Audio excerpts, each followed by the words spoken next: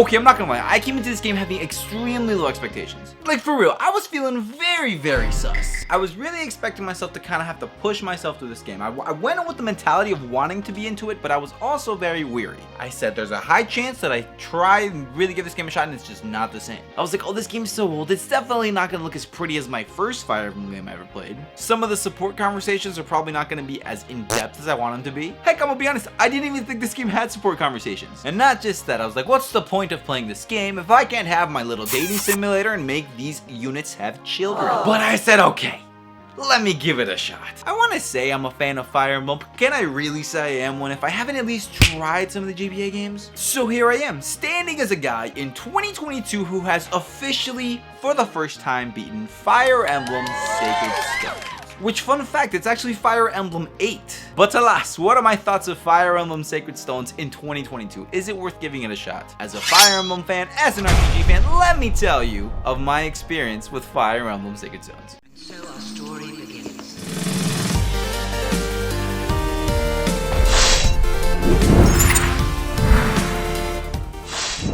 Bat some pleasant surprises. I thought that there was going to be a huge disconnect with the way that this game looks and how the newer game looks, and I was like, okay, I got into Fire Emblem Awakening, look at how these cutscenes look at how the fighting looks in this game. It's beautiful, it's cool, it's pretty. To then downgrading to this. Or so I thought it was going to be a downgrade. I actually found myself thinking that these little shots and these little battle animations were super cute and actually really cool at times. For example, seeing the mercenary jump up and do a couple flips before yeeting the enemy. I'll tell you, I ain't seen Frederick or Crom do anything like that. I mean, except for in, you know, Smash, where Ether! But they stole that from Ike. But anyways, you know what? You get what I'm saying. These mercenaries be jumping and doing 4 flips in the air. What I'm trying to say here is I found the art style very charming. I actually really like how the knights look in this game. They look like absolute beasts. And when you upgrade them to generals or the other option that I can't remember the name of, they look very beastly. So I can happily say that the visuals in this game was not something that brought the game down at all. If anything, it's the opposite. It gave me a nice change of pace from Fire Emblem Fates, Fire Emblem Echoes, and Fire Emblem Awakening. I got really used to the style and ended up really enjoying it. Plus, something that I really enjoy is variety in characters. I love having a huge pool of unique characters for me to choose from and just be able to make a ragtag group of heroes so that when I make my team, I feel like, okay, this is my team that I chose for my own reasons, and if I replay the game, I'll have an excuse to use another character that I didn't use this time around. For example, in my first playthrough of this game, I had to use Gilliam?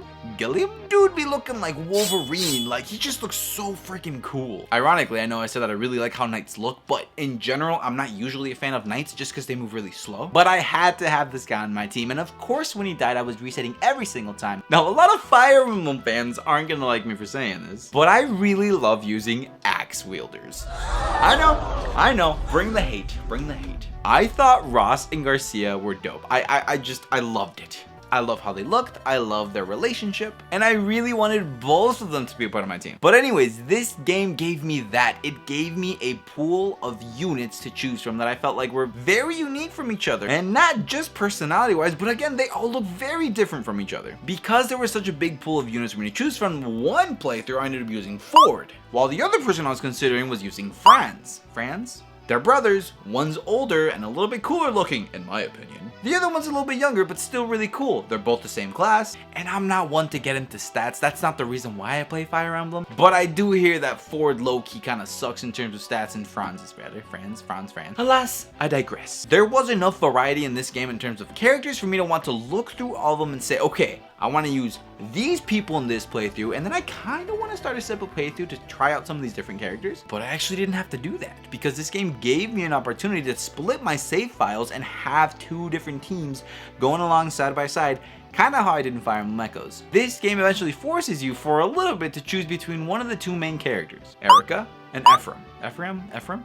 2 characters that in my opinion are really cool. I mean, for starters, I love the way that they look. I feel like whenever you have a character with green hair, blue hair, or this kind of aqua blue, it's a little bit risky. It's not aqua, turquoise blue. It's a little bit risky. It's not always easy to make characters with this kind of hair look cool, but I personally loved how these characters looked. Although this game does have a good history of making people with weird colored hairs look pretty freaking cool. Alas, I digress once again. At some point, I had to choose between going a path where I could use Erica or going down a path where I could use Ephraim. The only thing that changed was a little bit of the story and a little bit of the maps. And actually, most people would say that the differences between the two sides aren't really that significant and that one's a lot better than the other, that being Ephraim's, but I personally really enjoyed both. I like that depending on the different side that you choose, you get to recruit characters at different times. I really enjoyed the split. I think that there were enough differences to make them each unique enough for me to want to play one and then the other, but obviously, everybody has their own opinion. And eventually, after enough chapters, they would be reunited, so I would get to have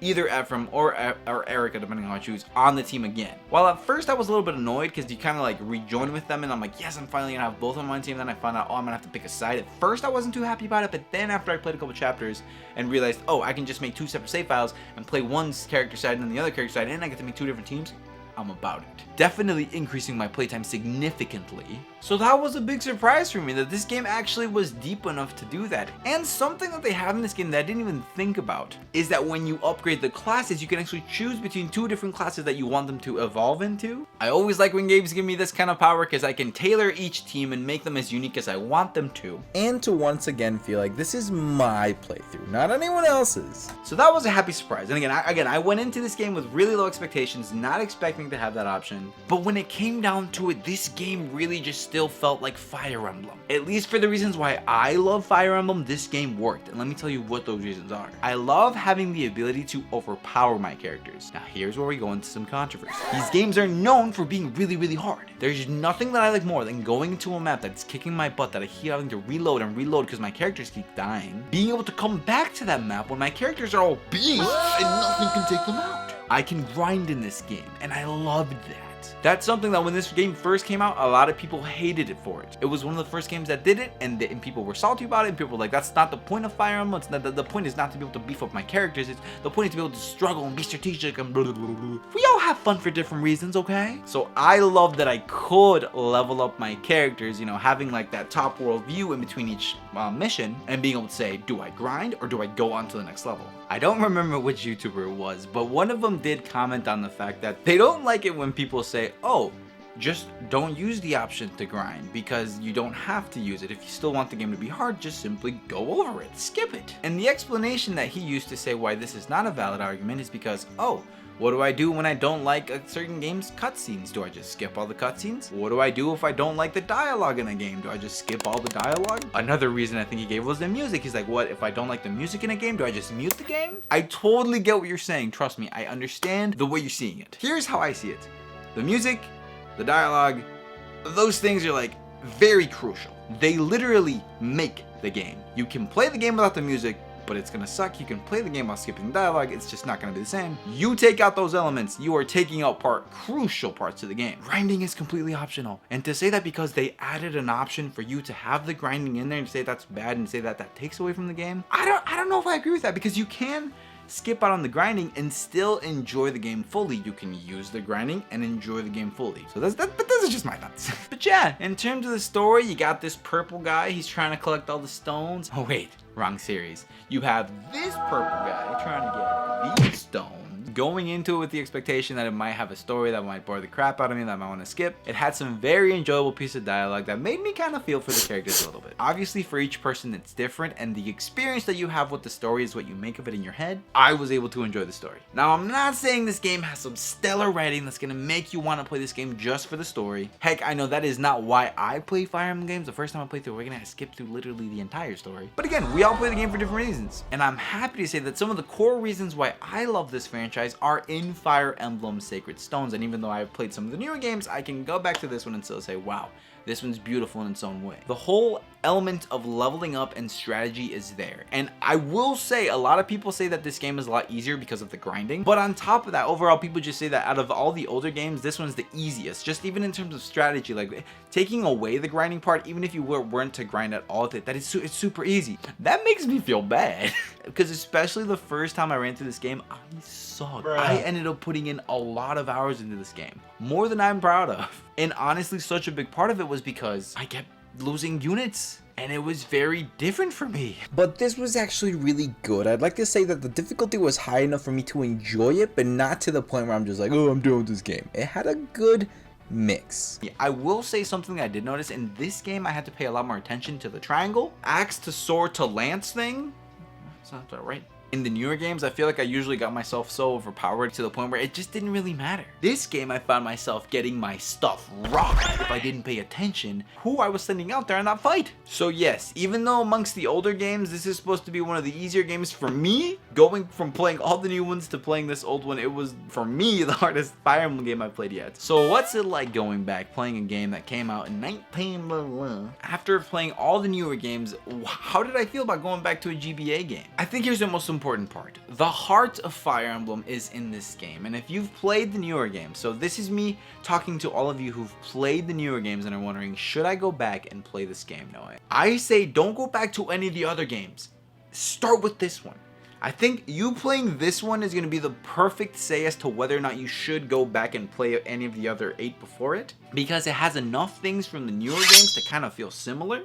And the little bit of quality of life things that it's lacking doesn't take away too much from it for you to still enjoy core mechanics of what makes it a Fire Emblem game. Fire Emblem fans who've played the newer ones and are wondering if they should go back and play this one, yeah, I'd say give it a shot. I don't know how you're going to get your hands on it, but yes, I'd give it a shot. I will say there are some people, some Fire Emblem fans who like the newer ones because of the, you know, the dating mechanics and the being able to pair up your unit. This game is missing some of those things. So if you specifically like Fire Emblem for just those things, you might not enjoy this game. For the visuals, if you're really attached to how the new pretty games look, going back to this, I mean, look at the videos that I've shown you in this video. If you feel like it's something you can go back to and enjoy, full send it. But anyways, Wolfpack, I'm so happy to say that I beat this game. Will I get back to this game? Maybe, I don't know. But am I glad that I played it as a Fire Emblem fan? Heck to the yes. After how much I got into this one, I'm definitely gonna go back and play the other GBA games. In terms of me going back and playing some of the SNES games, I don't know about that. Let's start with these 3. But everyone, hopefully you enjoyed this video. Don't forget to leave a like, don't forget to leave a comment. And yeah, thank you all so much for watching. Don't forget to subscribe to one of those amazing YouTube families out here. Please comment down below what you think of Fire Emblem Sacred Stones. Once again, thank you all so much for watching. I love you, Wolfpack, and I will see you all next time.